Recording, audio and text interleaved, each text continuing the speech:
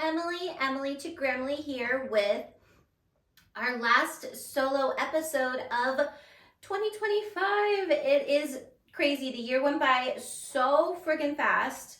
I want to welcome all new listeners and welcome back all returning listeners. Thanks for tuning in. Episode drink for this week.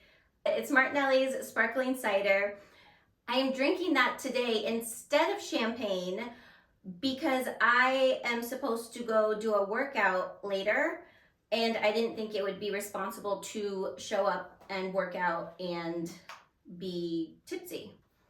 I mean, I could, I just didn't think I should. And if you're watching on YouTube, you can see I am in my Christmas jammies because we're in that really weird in-between time between Christmas and New Year's where the days all blend together and we just like to, be sloths and hang out and be cozy.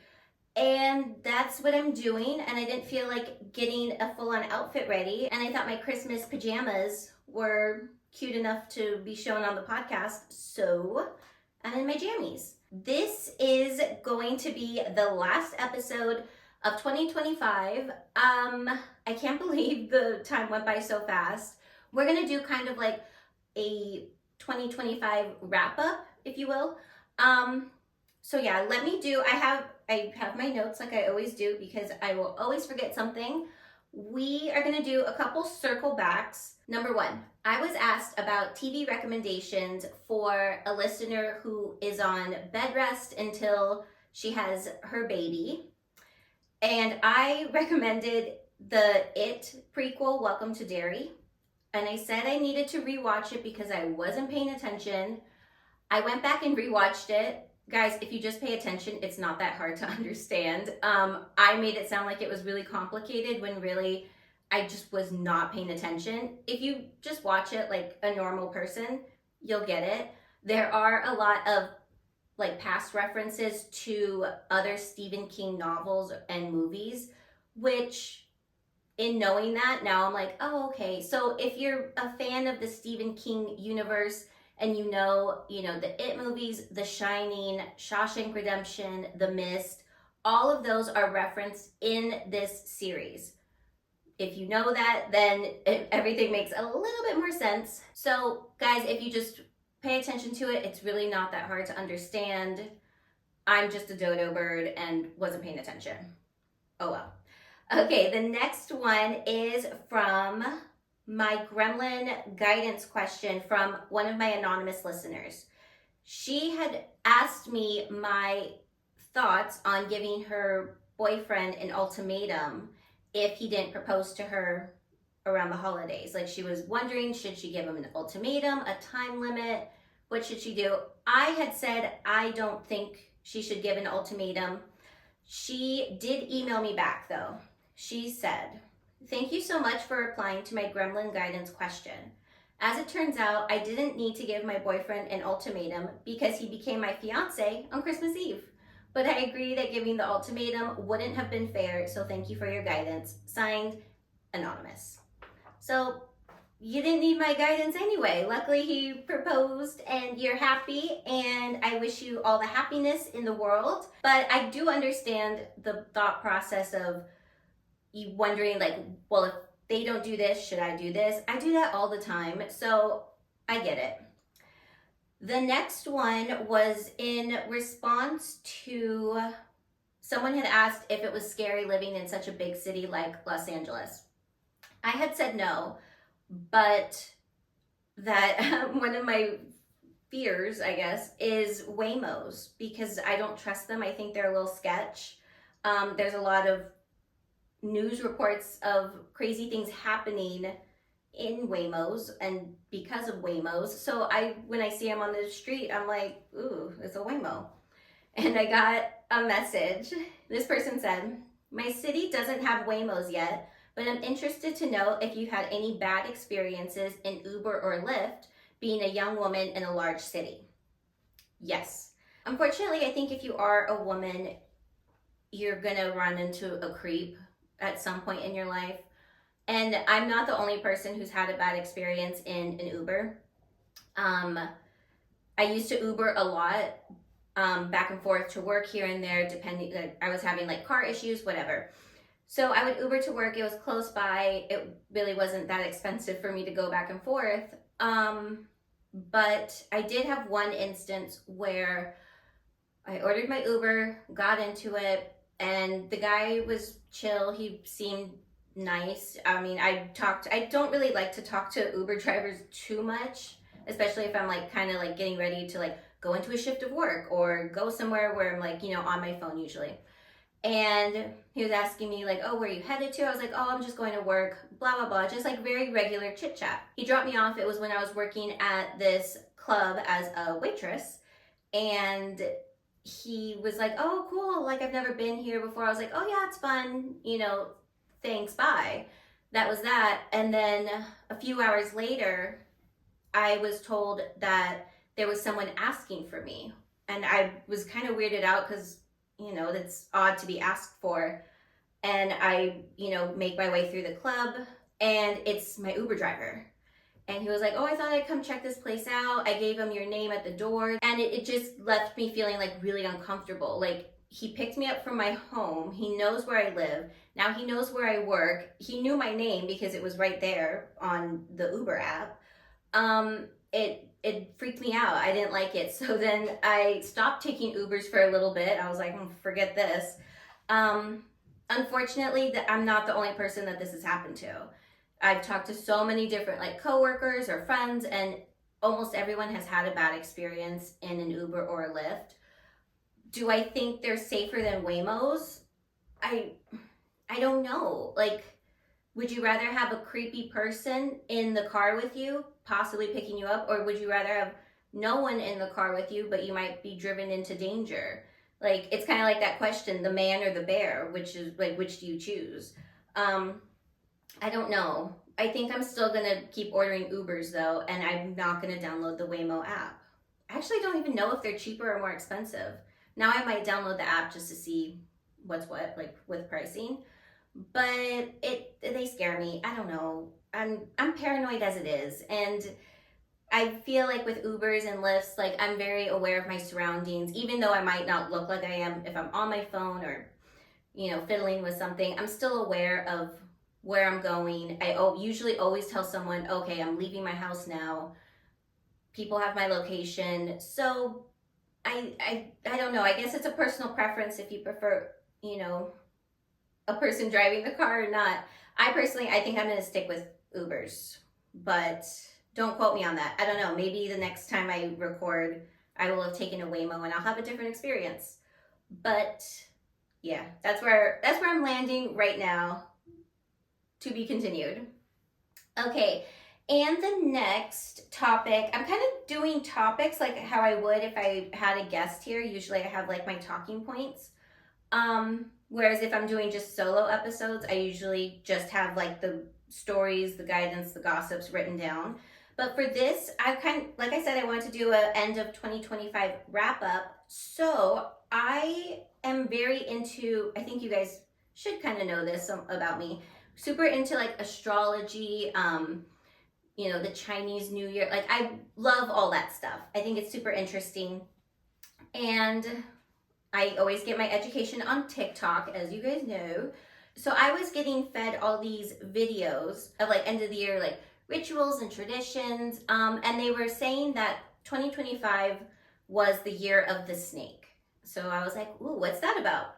So I looked into it, and it said that 2025, the year of the snake, it was all about shedding old habits, partnerships and relationships that no longer serve you, introspection, adaptability, and making bold, precise moves towards personal growth. And I don't know, I kind of really related to this. Shedding old habits, partnerships, and relationships. There are some relationships that I had at the beginning of 2025 that I am not taking with me into 2026. I've been kind of trying hard to set boundaries with people for my own mental health and sanity and well-being. And there's just certain people who, I don't want it to sound selfish, but they don't serve me in a positive way, meaning that they're not adding anything positive to my life, they're bringing negativity in. So I just decided that there are certain people I didn't want to be around anymore. It sounds a little harsh, and maybe it is, but I think boundaries are extremely important for your own sake and sanity. So I slowly but surely throughout the year just kind of realized who I did and didn't want to be around, quite frankly. And this podcast kind of helped illuminate the relationships that were no longer in my best interest. Introspection, adaptability. I've had to do a lot of that in just starting this podcast and just trying to figure out what I'm doing and how I'm doing it. And I'm even still now, I'm on this is episode 32. I still kind of don't know what's going on. I'm sure you guys know that. I mean, I don't think I'm fooling anyone here. Making bold, precise moves towards personal growth. I'm just trying to become a better person and do positive things in the world, the community, positive things for myself, for the people I love. And yeah, I don't know. I just thought it really held true.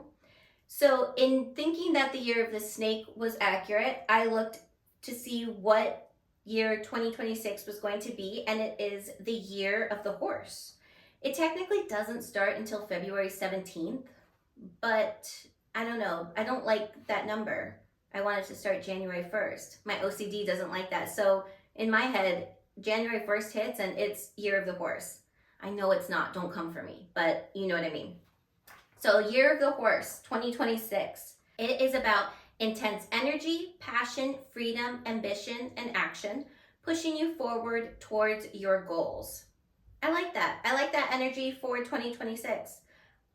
In my regards, in my case, I think for me, I'm going to take that as I have a lot of ideas on ways I can propel this podcast forward, reach more people, grow my audience, have it become more successful, because at the end of the day, that's really what I'm going for. I want this to be a success. I want everyone to hear it. I want more people to hear it. I want them to love it. If more people listen to it, I'm opening myself up to criticism and all that, but we'll deal with that when it comes. But yeah, I am just really trying to push forward and make this podcast successful. So I'm going to go in with the energy of a horse and just keep on trudging through, and hopefully I'll make it happen. No, not hopefully. I'm going to make it happen. I need to stop saying hopefully, and I need to say I'm just going to do it.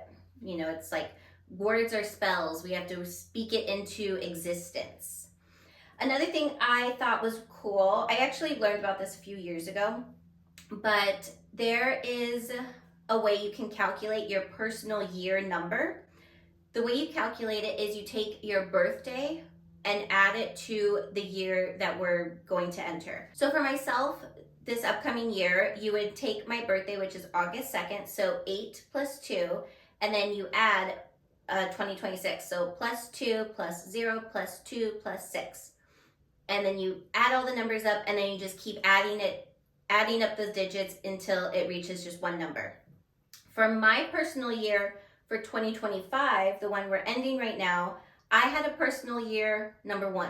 So when I saw that in 2024, I was like, ooh, it's new beginnings. And it was.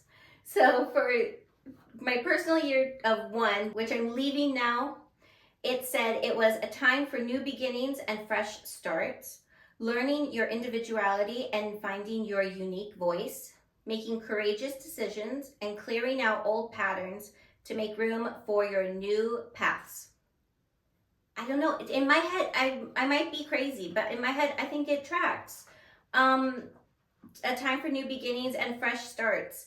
It was extremely scary to start this podcast, but I did it, and I had to find my unique voice. It was so hard in the beginning. Anyone who hasn't heard or listened or seen the first few episodes, they were rough. and it had nothing to do with my guests. I had, I think my first guest, it was Spice was my first guest on the first 2 episodes, and then I had Jackie on my third. They were amazing guests. They made me more comfortable, but it was just clunky. You know, I was trying to find my way and find my voice, and I think episode 4 was my first solo episode. Oh my God, I had to restart that thing like, I don't know, 5 times at the very least. And actually, no, I recorded it on one day, listened to it, watched it, hated it, and then the next day I had to go back and redo it, and even still it was like clunky and shaky and just terrible. So yeah, you could go back and listen to those, just, you know, realize that it's not going to be all that great.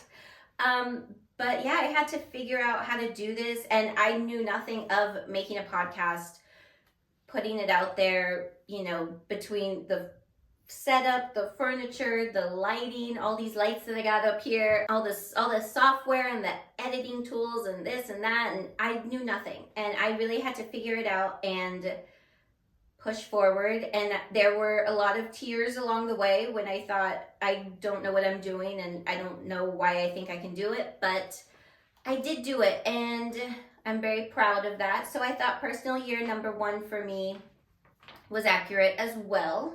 But now I'm going to be entering personal year 2. So again, you just take your birthday plus the year we're entering, all that. So if you need to look it up, you can. So for me right now, I'm going to be entering my personal year 2. And it says it is a focus on relationships and partnerships, finding equilibrium, trusting intuition, and working collaboratively to build foundations for future success. I like that. That's really what I'm going to be focusing on this year. I had already had that planned before I looked up what year 2 meant. I really want to focus on growing the podcast, finding brands that maybe want to work with me, finding advertisers that would like to advertise their product on this podcast. I know right now I'm ad free, but I'm hoping soon I won't be. I know commercials are kind of a drag, but you know, I'm just trying to be successful, guys. And I want to be able to have a team behind me that can help me with the podcast, promote the podcast, support the podcast. That is really my goal for myself and the podcast in the new year. I was asked, I threw it out on Instagram, that I was like, I'm gonna do an end of the year wrap up if you guys have any questions for me. I was asked, what are your New Year's resolutions? Like I've just said before, building the podcast and growing my listener base. I want to be more intentional with content creation. I am really bad at that, and I was looking in my camera roll, and I didn't really take much content or any videos or pictures of like my life. It was just filled with podcast clips and episodes, and just it was really podcast related, which is great, but I am not really documenting anything I'm doing in my private or personal life. So that's really what I want to focus on for the new year. I really want to be intentional about taking photos, taking videos of what I'm doing throughout the day, maybe do some like day in my life content. I just really want to grow TikTok and Instagram and put more of that out there, just so you guys can kind of see who I am outside of this podcast. I feel like I put myself out here a lot, but you guys don't really get to see like the day to day. So I think if I do that, maybe it'll be a little more relatable. And that's what I want to be. I want to be relatable. So I'm going to be really intentional about documenting things. I am that person who I feel very weird taking a picture or taking a video in public, because I don't know, I think people are watching me. Like it sounds very conceited to say that, but it's just like I get self-conscious about it. So I need to just kind of drop that and take the damn picture. So that's what I'm going to do. I'm probably going to annoy people with how much I will post. That's the goal, at least. So yeah, so stay tuned for TikTok and Instagram. And my other New Year's resolution was say yes to new adventures and allow myself to have new experiences. I am a creature of habit. and I love being in my PJs and hanging out at home. And while that's great and fun, I need to get out there more. I need to do more stuff. But, you know, I just really want to give myself some new experiences. That way I do have something cool to possibly document and post. I could post myself, you know, sitting in my house, but I don't know how exciting that would be. So those are my resolutions for 2026. I was also asked what my peak of 2025 was and my pit. My peak was this, starting the podcast, gaining listeners, gaining followers. I am such a weirdo. I really love to look at my analytics and see how, like, the days that it spikes. And I've realized that there's a lot of people listening who are from out of the country. I have a very large spike in Singapore and Germany. I think that's like so damn cool. I have listeners in Brazil, Australia, Canada, Mexico, Italy, which I thought was super cool because I'm, you know, Italian, and I don't know, I feel like I have a connection to that maybe. I don't know. I just have a lot of listeners all over the world, and that made me like really excited. It made my heart sing because I'm like, okay, people are listening, it's out there. So now it's just my job. I need to push. I need to make it happen. As far as the pit goes, I'm not really loving the social and political climate that we are in here in the United States. I think that contributed a lot to maybe the anxiousness and the uneasiness is the shit that's going on around us. It's insane. And like I said before, this is not a political podcast, but some things do need to be talked about. And that's why I had my friend Jessica on the podcast to discuss what had been happening as far as ICE and immigration. And there will be another episode like that. That's one of the things I'm working on, is having a guest on who I can talk more in depth about that with. Not to bump people out. I know podcasts and, you know, this is a recreational activity. It's something to get away from the scaries of life, but sometimes we do need to address certain situations, and stay tuned for next year. But I am hopeful that the next year is going to be much better, because I hope it can't get any worse. So those were my peaks, those are my pits.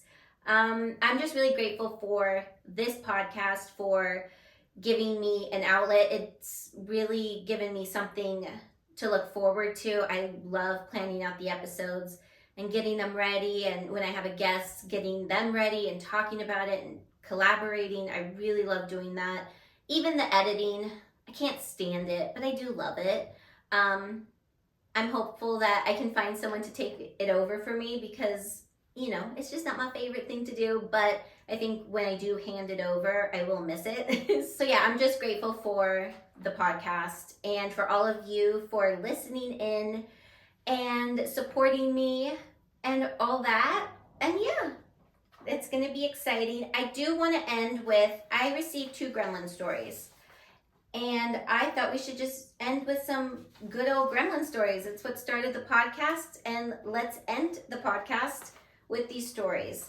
The first one is from Cindy. Cindy says, in my hoe days, I went to a man's house the first night I met him, and while we were making out on the bed, I smelled the worst smell. I confronted him about it, and he said it's been there for a couple of weeks. I said, ew, and we need to find the source. I sniffed around the apartment like a dog looking for drugs. Finally, I found it. The curtain, specifically the curtain rod. I asked him if there was anyone who had access to his apartment who hated him. He said he did cheat on his ex-girlfriend a couple of months ago, and they broke up. So I left, didn't tell him where the smell was, and just left telling him he was gross. I'm a girl's girl. Fuck that cheating man, and bravo to the scorned ex. Cindy. Okay, if she put it in there a couple of months ago, how did he just start smelling it a couple of weeks ago.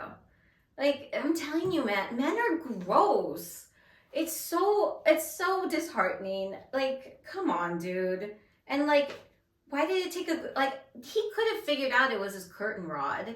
And instead he's just like bringing girls over and subjecting them to stench.